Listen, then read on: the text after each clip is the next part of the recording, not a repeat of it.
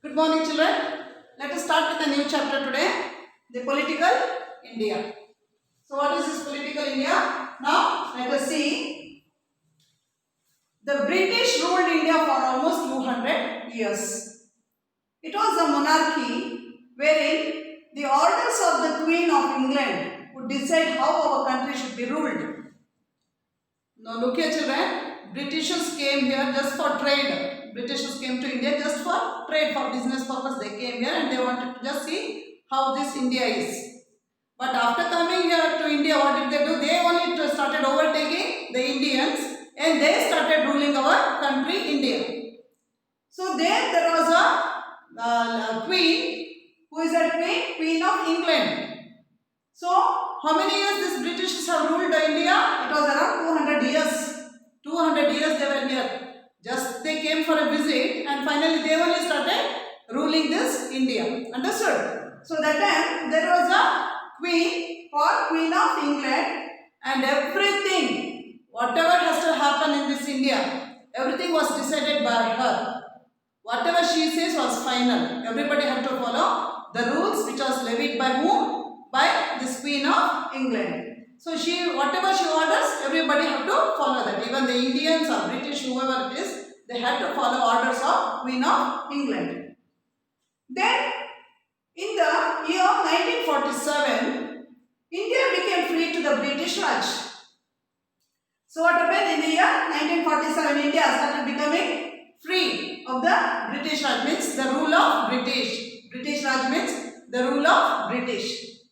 Further, on January 26, 1950, India became a republic. So, 15th of August 1947, what happened? The Britishers were chased away from India by the freedom fighters. They followed so many rules, so many ways to just chase these Britishers. Everybody, now Subhash Chandra Bose, by fight, Mahatma Gandhi through non-violence. Like that, everybody, so many people became leaders that time, Indian leaders. And what did they do? They started in their own way to chase away Britishers from India. Actually, India is our country, isn't it? It was not Britishers.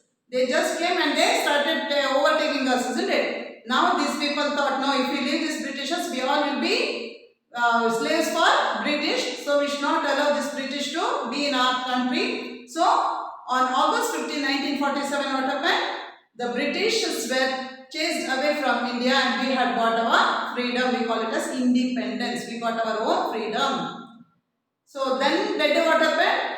The flag of these Britishers were removed and our flag was hoisted. Our tricolor flag, national flag, you know now. What is that? Saffron, white and green. In between, in the middle there is Ashoka Chakra. That is our national flag, isn't it? So that was hoisted on which day? On the Independence Day. When it was? 15th of August 1947. And what happened then? India started making their own rules. They never followed these British rules. Indians only, they started making their own rules of freedom. So what happened, you see? Further on January 26th, 1947, we got independence. On January 26, 1950, after 3 years, almost 3 years, 2.5 years, what happened? 1950, India became a republic, means India totally became free and it started its own rules and regulations. The constitution was framed, okay, in 1950 on January 26th. This meant that the people of India would decide how they want to be ruled through their elected representatives. So what happened? There was elections and people were elected. There were so many leaders and they were given certain work and they had to take care of those work. So like that they had to rule India. These political parties with political people. So here you see, this meant that the people of India would decide how they want to be ruled. They themselves started deciding how to be ruled through their elected representatives. So they have got some elected, means leaders. So those who have really shown their leadership, they were elected as rulers. And they were called as elected representatives. Also, this meant that the president would be the head of our nation instead of a king or queen, and that he would also be an elected leader. So finally, Indians came to a conclusion. For whole India, there should be one leader. No king or queen. If it was king, we call it as kingdom. Now we are in a democratic country, isn't it? Means everything is, all the rules are there in the hands of the people only. You know, no? Of the people, for the people, and by the people. So everything is done by people. That is called as democracy. So what happened? They all thought that there should be one head for this India. So they thought president will be the head of this India, of the country.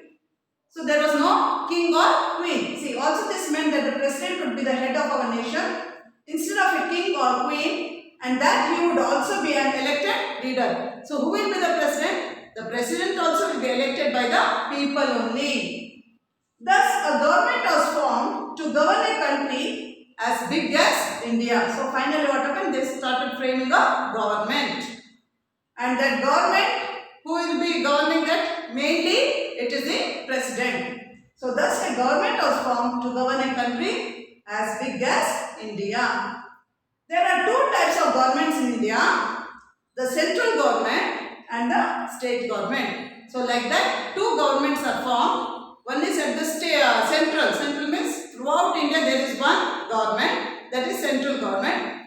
And in central, that is in India, there are about 28 states, isn't it? So that states will be ruled by one more head. So there will be governors, chief ministers and all those things. Okay. When you come to the central government, there the president, prime minister, all will come there. Understood? So like that, there were two governments. One was the central government and the other one is the state government. Central government. The central government is the highest governing authority of our country. So above state is the central government. Okay. So what happened? This is the highest governing authority. Everything should come through the central government. So the central government is the highest governing authority of the country. It is responsible for the progress and welfare of the entire country, including the 29 states and 7 union territories. So they have given here 29 states. So what happened now that because the Telangana was formed, so like that it became 29 states. So what is said here? It is responsible for the progress and welfare of the entire country, including the 29 states and 7 union territories. So what happened? The central government, the president. So who is at the center will be the total governing authority. And that person has to take care of the whole India, whole states. How many states here as per this? There are 29 states and 7 union territories. Everything should be taken care by whom? By the president and the prime minister of the country, India. It is responsible for looking after issues such as, so what all they have to take care of? This person has to take care of, central government has to take care of education, health, security, food, transport, etc. Education, schools and colleges. And these schools and colleges include the medical colleges and other colleges, also engineering colleges, everything comes there. That is about education. Health, hospitals, clinics and hospitals. Security means the defense, army, navy and air force. That is all security to defend our country from enemies. Food, the different types of food to different states. Transportation, what is that? A means of transportation like aeroplanes, trains, ships, then bus, lorry and all those things comes under transport. So all this will come under the central government. The central government has to, so all this has to be taken by the central government. So like education, health, security, food, transport, everything has to be taken care by the central government. The central government primarily consists of the president, the vice president, the prime minister and his council of ministers. All these people come here. Okay. So Shri Ramnath Kovind, president, then prime minister, Narendra Modi, Shri Narendra Modi. Is it like that? There are so many ministers. Now if you come to Karnataka, the CM is who? B.S. Yediyurappa, Shri B.S. Yediyurappa. Like that, there are so many ministers. But here they are talking about the central government. So it is primarily consisting of the president, the vice president, the prime minister and his council of ministers. See, under them there will be so many ministers to take care of every category. They are directly or indirectly elected by the people of India. So now you know, one who has crossed 18 years of age, they are eligible for voting, isn't it? So like that, what happens? There are some cases wherein directly people can vote them, or sometimes what happens, directly the ministers only can, that is MLAs and MPs can vote other people. So that way there is an election commission and the election will be carried on to select the members as ministers. The central government is based in New Delhi, the capital of India. So what is the capital of India? New Delhi. So where is the central government based? It is in the New Delhi. So all the central government activities are taking place where? At New Delhi, in the Parliament House. Everything, the law making, everything goes in the Parliament House. So in the legislative assembly, all these things happens, and finally what happens, that will be coming to state government. From there everything will be final and approved, and after approval it is going to the president for signature. Once the president signs, everything will be clear. Understood? So here now let us see about the state government. India is a large country, isn't it? India is a large country. It is divided into smaller regions called states and union territories for the ease of governance. Means what? It is big country. One person cannot take care of everything. All the things what is happening in country cannot be handled by one person. So what happened? That will be divided. So to divide that, there are how many states? So the state work will be given to the state government itself, and all over it will be taken by the central government. So like that, there are how many here? It is divided into smaller regions called the states. So now Karnataka is state, Kerala is state, Tamil Nadu is state, Andhra Pradesh is state, Jammu Kashmir is state. Like that, now there are different states. Now, and there are union territories also in Delhi. Delhi is also a union territory. So like that, what is happening here? States and union territories are there. For why? For what purpose it is? It is to govern the states easily. When you make it into small groups and then you give work for them, what happens? When you allot work for them, it will be done easily. Because one person cannot take care of everything, so it is divided. The work has been divided through states and union territories. Here, see, it is divided into smaller regions called states and union territories for the ease of governance. States and union territories were formed on the basis of difference. So how is it formed? How is the state and territories formed? It is based on the difference in culture. What we call Samskruti, that is culture. Language spoken, the different languages which we use. In Karnataka, Kannada is our language, isn't it? Kerala, if you take Malayalam, if you take Tamil Nadu, Tamil, if you take Andhra Pradesh, Telugu, like that it goes on. So the language spoken, the type of clothes worn. So in some places they wear sari, some places they wear salwar kameez, some places they wear ghagra choli, like that. No, there is a difference in wearing for women, and men also there are different ways of wearing their dress. So the type of clothes worn, food eaten. In some places they eat rice as a main food, some places ragi as main food, some places wheat as main food, like that. So based on the food they eat, okay, etc. So like this, they have divided the states. Coming to next one is, see, presently India has 29 states and 7 union territories. So India has been divided into 29 states and 7 union territories. Each state has its own government. So every state, Karnataka has its own state, Kerala has one state, Tamil Nadu has its own state, Andhra Pradesh has one state, like that, no? They have got their own states government, called the state government, which takes care of the welfare and interest of the people of its state. So everything, whatever comes in that state will be taken care of the state government. Finally, whatever happens to the state government, that has to be passed on to the central government. So the governor is the head of the state. So for every state, who is the head? The governor is the head, followed by the chief minister and various other ministers. So mainly it is governor, under governor chief minister, under chief minister are the various ministers for different categories.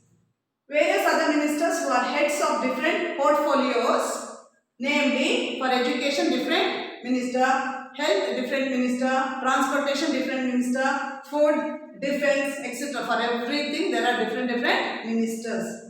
Each state has a capital city.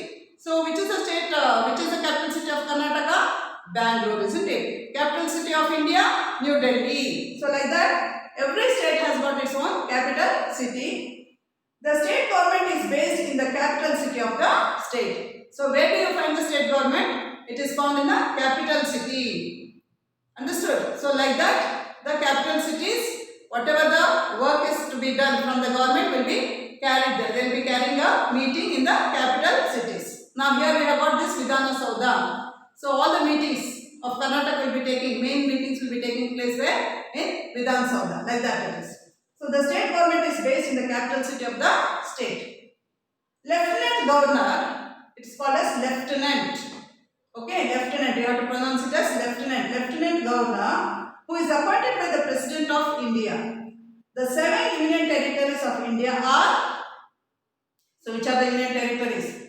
The Andaman and Nicobar Islands, Chandigarh, Dadra and Nagar Haveli, Daman and Diu, Delhi or National Capital Territory of Delhi, the Lakshadweep Islands and Puducherry. So these are the different 7 union territories of India. Did you all understand? So once again I will say, Lieutenant Governor who is appointed by the President of India. The 7 union territories of India are the Andaman and Nicobar Islands, Chandigarh, Dadra and Nagar Haveli, Daman and Diu, Delhi or National Capital Territory of Delhi, the Lakshadweep Islands, Puducherry. See, these are the 7 different union territories present in India. So remaining, we will see in the next class. Let me stop it here, children. We will continue in the next class. Thank you.